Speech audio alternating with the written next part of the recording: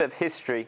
The WOMBL actually firstly is Westdene Online Member-Based Learning Environment. Now I don't know who came up with that, but that is sheer genius. It certainly wasn't me. I suspect it was. I think it was supposed to be a child, but I suspect maybe a parent had a small hand in coming up with that little acronym. Westdene and VLES. Well, when I first started teaching in a fresh NQT, we were all introduced to Uniservity, and I was asked by my head teacher to kind of take that on in my NQT year, and being fresh and enthusiastic, I agreed to it.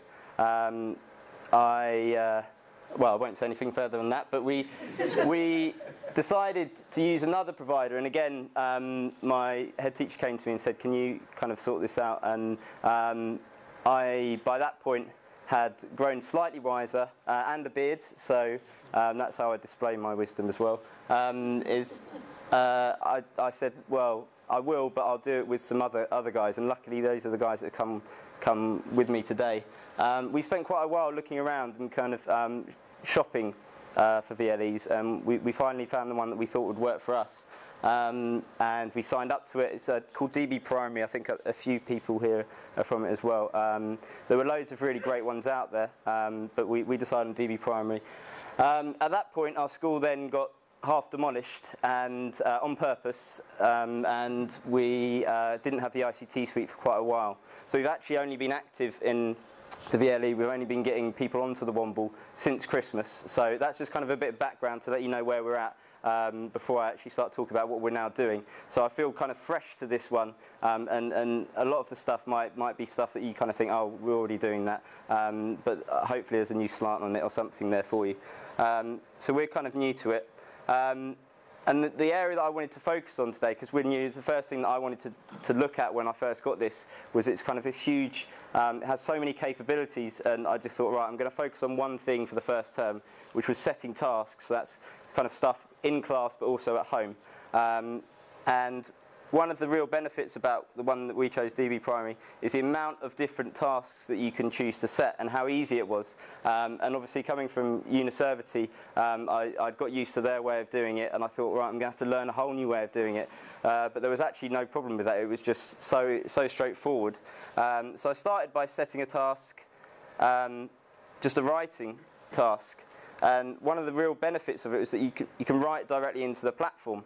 And so that was a really nice start for me. And actually, the first incredible thing that I found was that this kid who doesn't do any writing in class, even if I sit next to him, had done this incredible bit of writing on the WOMBL, and he had just sat down and did it. And actually, that quote there says, it's actually a quote from him. It says, I said, this is amazing, you've done this work. I'm so impressed with what you've done. And he said, yeah, to be honest, I just clicked on it and it told me to write something in the box, so I did it. And he was really kind of self-deprecating, but actually it was a really amazing step forward for him. But he was really like, no, I'm not trying or anything like that. And it was really incredible. And so I kind of spoke to him about it, and I said, look, this is really amazing. And it was a real kind of step forward for him. And he also got feedback. I don't know if you can see, actually. I'll go back to that one. At the top here is just where I typed in my comment. And that was another really amazing thing, is that I could just mark my homework as I went through it. And I typed in my comment, and he actually came and spoke to me about it.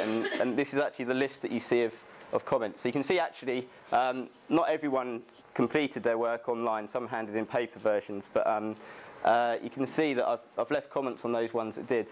And he actually then came to me afterwards. I said, you know, your language was really interesting. And he came to me afterwards and said, yeah, I wrote mine to go on TV, so it sounds weird. Can I film it at school? And so not only was he then writing, he was then asking, can we do something in school?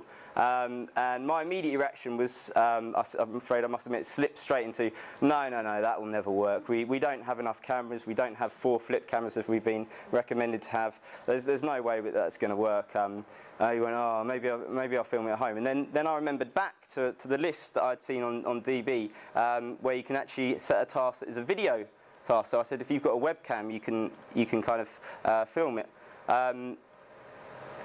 And so I set another task the next week to say, right, the writing that you've done, now film it as a video blog. And so again, they went off, and not everyone did it, but those that did improved their writing and then filmed it. This is actually a different lad who's given me permission. The guy that I'm talking about wouldn't give me permission to use any of his stuff. That's how embarrassed he was that he'd actually done something. Thought of me actually coming out and telling people that he'd done some work was awful. So this is another kid. But he did, again, the same lad said, yeah, but it looks kind of weird having a kid sat in their house reading the news. And I kind of went, no, it's really good, it's really good. And goes, no, it's rubbish, it looks rubbish, like, I don't like it. It should have been in a newsroom or something. What we should do is set up a newsroom at school. And I was thinking, oh Christ, what have I let myself in for now? Like, you can't stop this kid. And I said, no, that's not going to work. But then, actually, I remembered that we'd bought a MacBook, and you can do green screening. So then we got to this point where we were then green screening, so it's just a green piece of fabric in the background, standard video camera, and a standard MacBook. We've only got a couple at our school, but you know, a few of the best ones. Then I got to film it, and they got to dress up and do their scripts and perform it, and they were really, really good.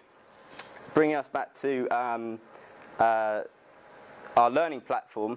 You know, the next question then was, he was so pleased with what he'd done. He said, "Can I show everyone? Can I do an assembly on this?" Was his actual. Can we do this in assembly?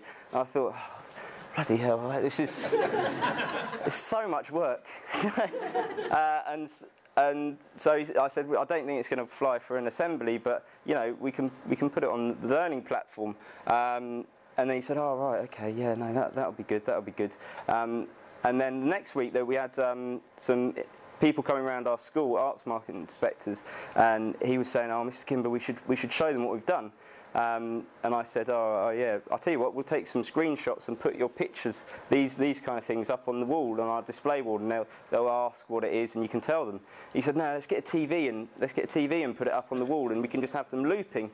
I said, oh, no, you can't do that. But then I'm really glad to see someone talking earlier, Simon, about QR codes, and we kind of linked it with QR codes and stuck it on a display board. We didn't quite have time to get it sorted so that the arts inspectors could scan it, but we've now started to look into how we now can link our learning platform in with our displays at school and the media. And I know that my music teacher at school got really excited about it and started, you know, thinking about all the possibilities that she could do with the music performance, because before, her music displays were pictures of crotchets and a tambourine and stuff, which I know she kind of felt like, well, it's a bit weird having a display about music, and she used photos and stuff, but it's so much better to have you know, something you could take a mobile technology and listen to what they've been doing. And so, I mean, all of this started with this kind of small task in our VLE, and when I look back at it, I was almost hesitant to start on this journey, and now coming all the way through, and all the way through it was this kid that wasn't really, he was a bit of a school rejecter kind of, he wasn't really that into it, and he's pushed me further and further, and I think that just goes to show what you know, digital technology can start doing in schools, and how it can change, and it can reach the kids that aren't that into it usually. And the last bit was that I just wanted to quickly advertise was the fact that the process that I went through in choosing a VLE was so long, and I'm happy to share kind of my thoughts on all the different ones that we looked at. And also, we're going to, at Westdene, we're going to invite anyone that wants to come, feel free, to show what we're doing at the moment with our learning platform. Because I know that there's quite a few schools out there that are thinking of moving on from their provider as well. And it just took ages to go and meet everyone and stuff like that. And a lot of the time, I just wanted to know what other schools were doing. So if you do want to know what we're doing at Westdene, then I think the 25th of April, probably around about 4:30, we'll be holding a day there. But if you want to contact me, my email's tomkimber24@gmail.com. Otherwise, what I'm going to do is probably just mass email all the people in Brighton and Hove and just say this is what's going on at our school if anyone wants to come. But yeah, that's all I've got to say. So, thank you very much.